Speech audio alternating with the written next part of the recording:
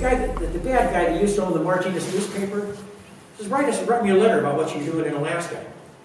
Remember that guy? The guy, remember him? I can't remember his name. You know? So I did, you know, and I thought, okay, what's journalism? Who, what, where, why, when, you know. So I did that a couple of times. And then I thought, well, I should start editorializing a little, and I'll make a column, and then I'll make a book of these columns. And these columns, depending on what they're about, they will fall on a narrative arc that mimics a fishing trip. You follow me? And that would be it. All these columns, these different pieces will fall on this arc that mimics a fishing trip, which is the same every time. It's like the things everybody does. They're the same every time, but they're not. They're different every day. Otherwise, how would you get ulcers? You know what I mean? So, where was I? Yeah, so then things got a little more complicated. So then I had to write down things people were saying. So now you got to do dialogue. Now you got to make it sound like some different people are doing it. You know. So I have a couple of those.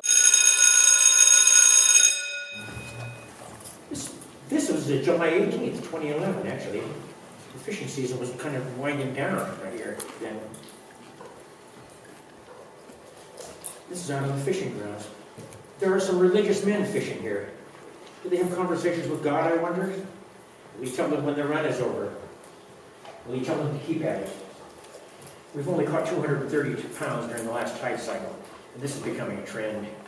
After the big catches of last week, this tends to discourage. I'm getting a little tired. Shall we lay in a tide? So we're gathering a fish out there.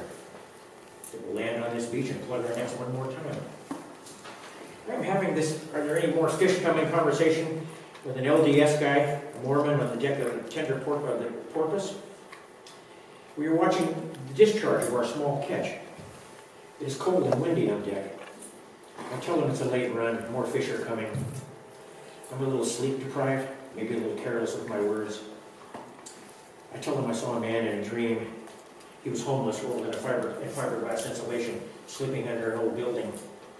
When I went over and uncovered him, I saw he was a famous movie actor. When the dream celebrity looked at me, he told me, "Late run, more fish coming."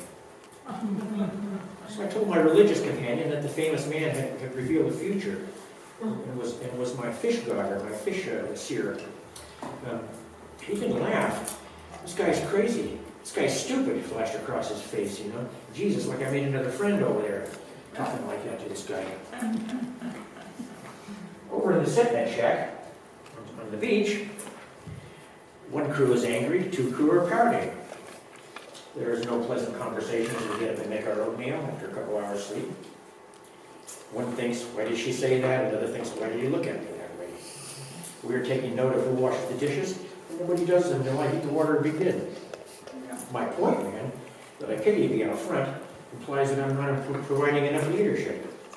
The people I feel I'm required to rein in due to lack of experience indicate to me by various forms of communication that they feel patronized and hobbled. The end of the season blues is upon us. It is paramount that we keep to our schedule and move forward. I don't know how many fish we're going to catch. I only know that if we don't have a net in the water, we're not going to catch any fish. There is no seer. We're not privy to any mind of God. Grace is a free gift, not asked for and often undeserved. There's only work to be done. So on and so on. Yeah. Yeah.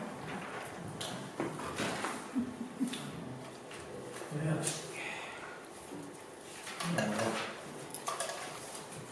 You actually had to order this when I broke it up when I walked in here. Let me see.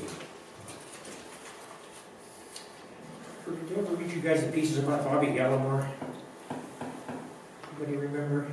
I have a story in here too. Yeah, those are compositive characters. Portland. Okay.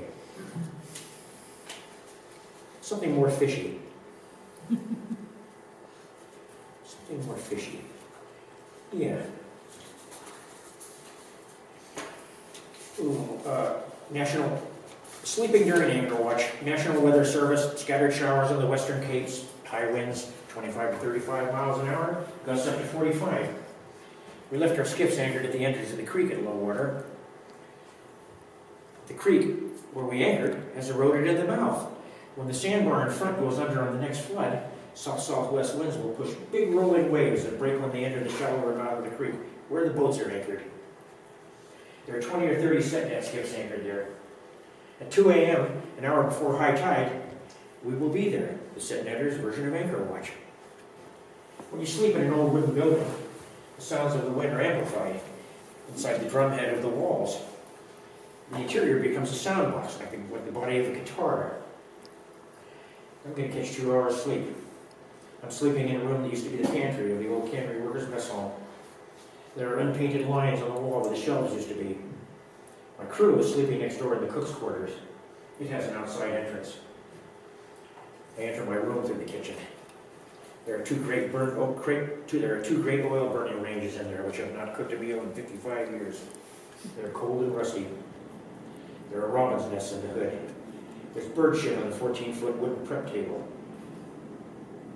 The bread for which the workers labored once rested upon that surface.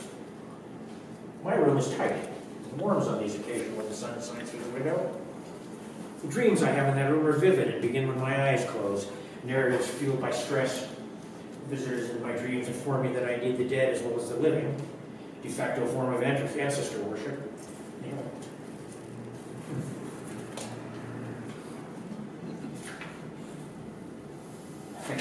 The Martinez Library in Naknek is small but limited resources. Their treasure is a collection of historical books and documents consisting of primary sources, which are books, manuscripts, and oral histories of salmon fishing and cannery operations in Bristol Bay. There is a manuscript describing how to rig a leg of mutton sail that was used on working gillnet boats. In their stacks are the oral histories of dead grandparents who had lost their parents as infants and were removed from villages with forgotten names as a result of the field epidemic of 1918.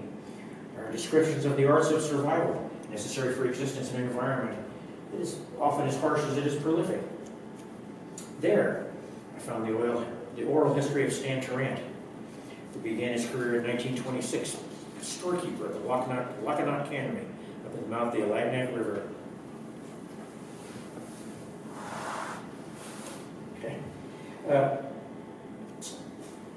Stan knew William Gleason, an old miner who came up to Alaska during the Yukon Gold Rush.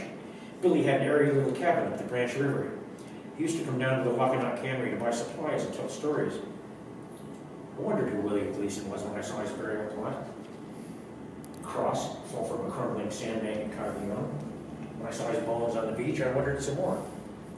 I wondered about the little girl, age 9, who was buried there, when I saw her small bones on the beach.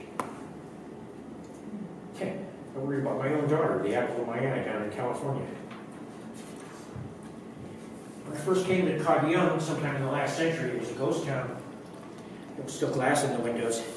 I could see the Libby McNeil and Libby logo in the paint that was left on the walls. As I wandered through the buildings, smoking some bud, I thought I was probably the first person to visit this place in that state of altered perception that is particular to this medicine.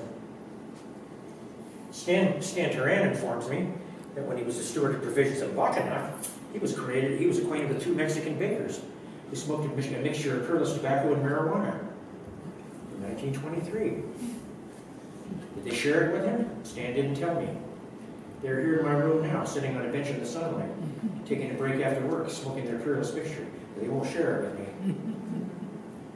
My Italian uncle, who once kept a gillnet boat here, still walks the halls.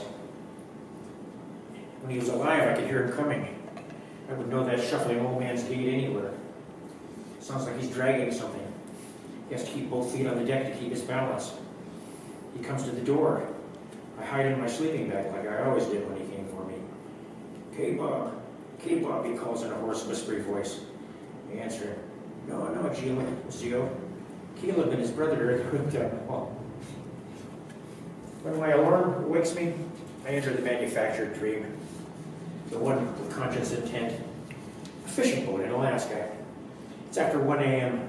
The wind is drumming the walls. My gear is still wet. I pull damp boots on my feet. I insert my arms into my well-used raincoat, wet, sticky like the fundament of a dead animal. Cold wind hits me in the face when I step outside, and I walk down the path to the creek, look out for bears. The skiffs are bucking wildly in the wind and surf. Aluminum boats crashing together in percussive cacophony. Pieces are flying off some of the boats.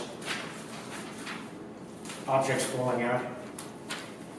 My boats are not too close to the others. The anchors have held.